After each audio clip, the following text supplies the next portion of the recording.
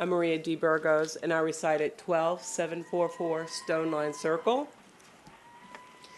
In this day of universal love, I reflect on our County Board of Supervisors in Prince William County. I reflect on the two types of leadership we have, and I ask you to reflect on what type of leader you are. One type of leader commits to seeing life as a zero-sum game, creating win and loss solutions for whatever issues, problems, concerns, or opportunities arise, and holding themselves above humanity, blaming others for what is wrong in the economy, in education, and healthcare, and sees the world as a victim, a villain, or a hero, and taking more or less than 100% responsibility.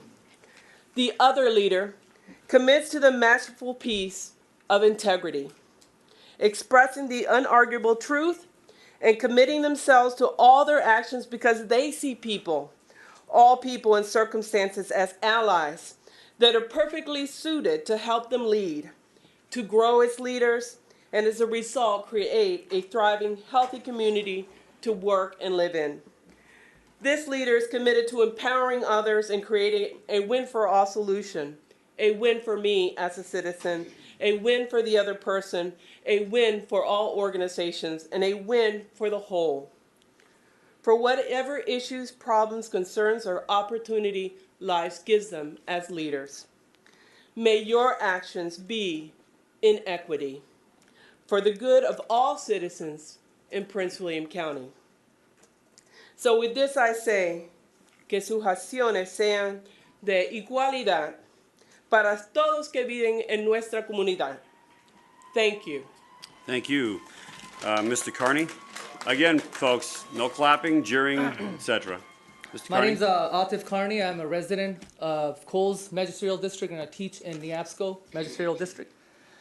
Back in 2007, this board attempted to tackle the issue of undocumented immigrants living in our county, and it was a disaster.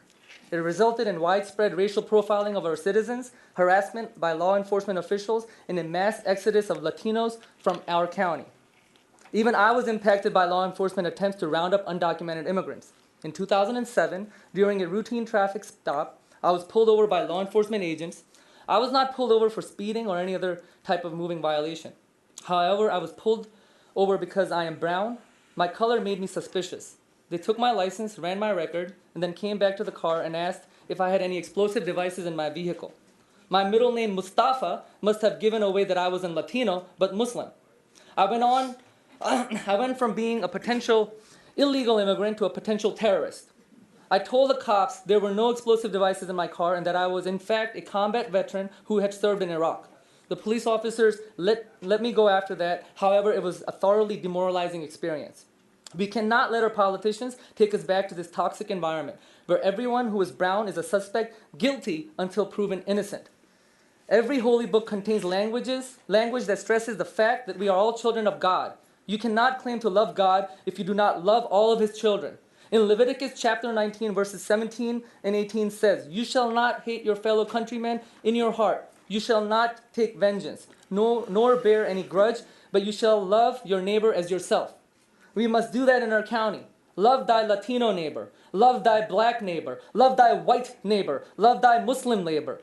Love thy Christian neighbor. Love thy gay neighbor. Love thy uber liberal neighbor. Love thy conservative neighbor. Love thy neighbor who has a Confederate flag outside of his house. And yes, even love thy undocumented neighbor. Politicians on this board who support mass deportation of our residents without due process are putting their careers on the line. I will personally boycott businesses that have written large checks to your campaigns. We will not support businesses who support candidates pushing an agenda of discrimination and intolerance. Our Commonwealth's motto is sic semper tyrannis, thus always to tyrants. Thomas Jefferson, George Mason, and others wanted a Commonwealth that would not stand for federal government telling us what to do. By allowing ICE to operate in our county, we're turning our backs on our people and on the values of our Commonwealth. As Prince William County residents, we will resist tyranny and we will hold you as board members personally responsible for your role in breaking up families and deporting people whose only crime was trying to provide their families a better life here in America. Thank you and have a good night. Thank you, Mr. Carney. Mr.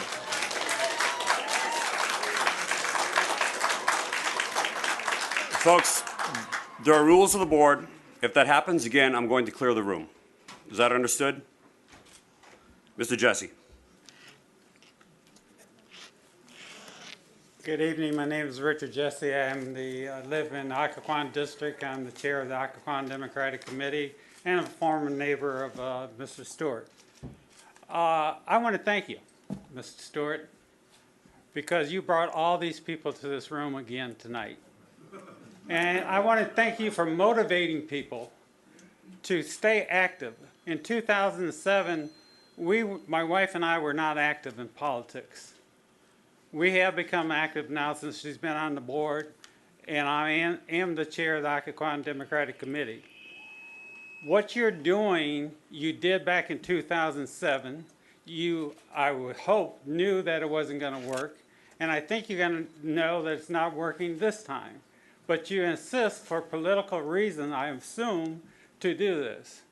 So, you know, it's a shame. I would say do the right thing, but I tell my wife, do the right thing is in the eyes of the beholder. Every side that comes at Citizen Time says that, and depends what side you're on, you want it. But, you know, I hope that the Democratic members of the board and some of the Republican members of the board did not extend this memorandum of understanding and do the things that the majority of these people, and you know, I hope that we stay active, and in the next election, I think, Mr. Stewart, your political career might be ended. Oh, okay. Thanks a lot. Mr. Leahy, and then after Mr. Leahy, we've got Mr. Knuth, Elizabeth Guzman, Ellen Heckler, Mayor Kevin Brown, and Fatima Bashai. Good evening. My name is Dan Leahy, and I'm a resident of the Coles District. My comments this evening go mostly to the chairman, but they're also meant for the board as a whole.